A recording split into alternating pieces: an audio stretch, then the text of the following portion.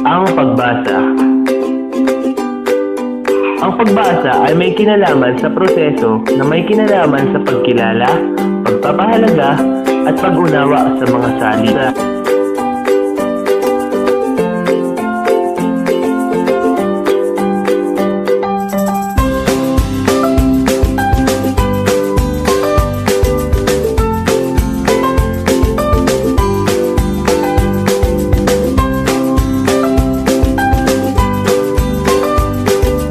Proseso ng pagbasa. Sa libro ni Araceli Villamin, tinukoy nga na binibigyang pakahulugan ng mga dalubhasa ang pagbasa bilang matalino at malawak na proseso na may kaugnayan sa pakiramdam, pagpapakahulugan, pag-unawa, aplikasyon at integrasyon.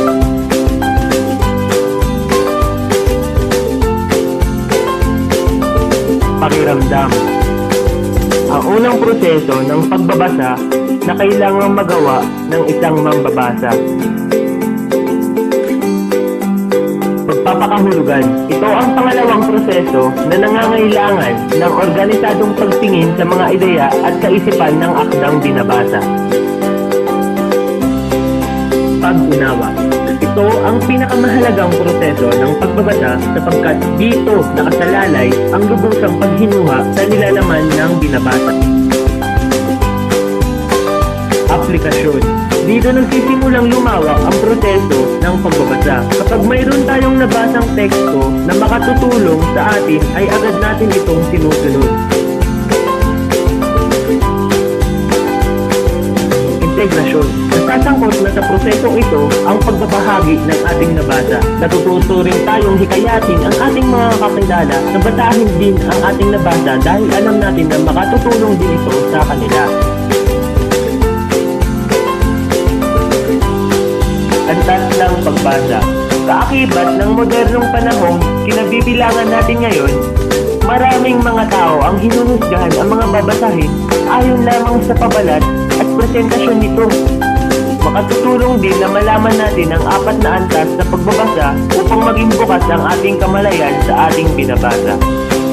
Pagbasa ng teksto. Binabasa natin ang impormasyon, mensahe at opinyon ng akda. Pagbasa ng konteksto. Iniuugnay natin ang mga nabasa natin sa mga pangyayari sa lipunan. Halimbawa ay ang pagbabasa ng nobela. Pagbasa ng subteksto. Sa antas na ito, inaalam natin ang natatagong damdamin at tono ng akda. Sa pamamagitan nito, nalalaman natin kung ano ang posibleng naka-impluwensya sa manunulat habang isinusulat ang kanyang akda. Pagbasa ng interteksto. Pagtingin ni na Ismael Reed at Graciela Limon sa pagbabasang ito, gumagamit ng babasahing may malawak na kaalaman upang higit na maunawaan ang partikular na teksto. Modelo ng pagbasa. Mayroong 4 na mga modelo ng pagbasa. Tatlo sa mga modelong ito ang binigyang linaw ng Summer Institute of Linguistics International. Ang modelong bottom-up, modelong top-down, at modelong interaktibo. Ang modelo namang eskema ay ipinakilala ni Carl Pearson bilang pag-apat na modelo ng pagbasa. Modelong bottom-up.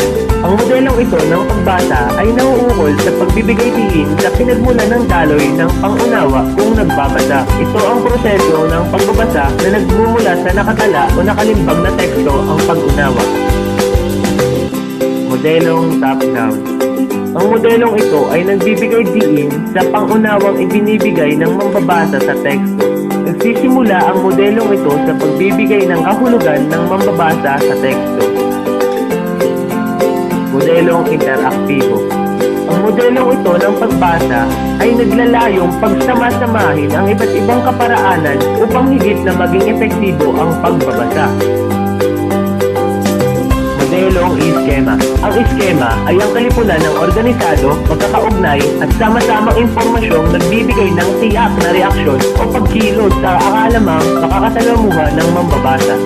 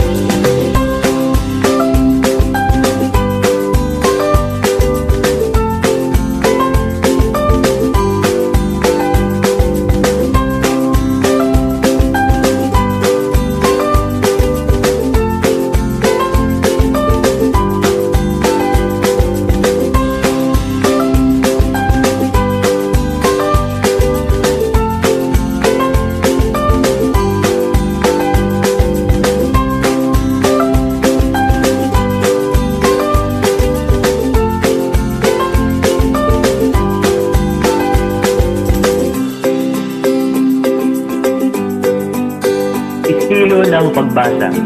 Sa bawat paraan ng pagbasa, may iba't ibang estilo ang maaaring gawin upang maging makabuluhan ang gawain ito. Karaniwan nang iniaangla natin ang estilong gagamitin sa layunin ng gagawaing pagbabasa. Narito ang iba't ibang estilo ng pagbasa.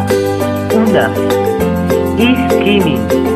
Estilo ito ng pagbasa na ginagamit upang agarang makilala ang pangunahing kaisipan sa isang teksto. Pangalawa, scanning. Ito ang estilo ng pagbasa na ginagamit kung may tiyak na salita o paksang nais mabatid sa isang teksto. Katlo, ginagabayang pagbasa. Ito ay estilo ng pagbasa na kung saan ay kailangan ng gurong gagabay habang nagbabasa ang isang tao o mag-aaral. Kaapat, bahagi ng pagbasa. Ang bahagi ng pagbasa ay isang interaktibong gawain.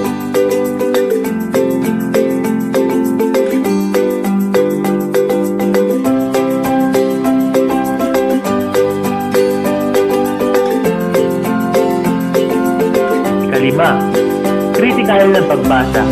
Ang estilong tutukan o kritikal ng pagbasa ang pinakamasinsing pagbasa.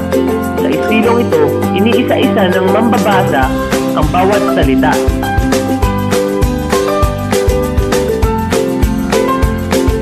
Metakognitibo at kognitibong estratehiya sa pag-unawa ng binabasa. Ang metakognitibo ay ang proseso ng pag-iisip na laging isinasaalang-alang kung nakamit ang kognitibong layunin.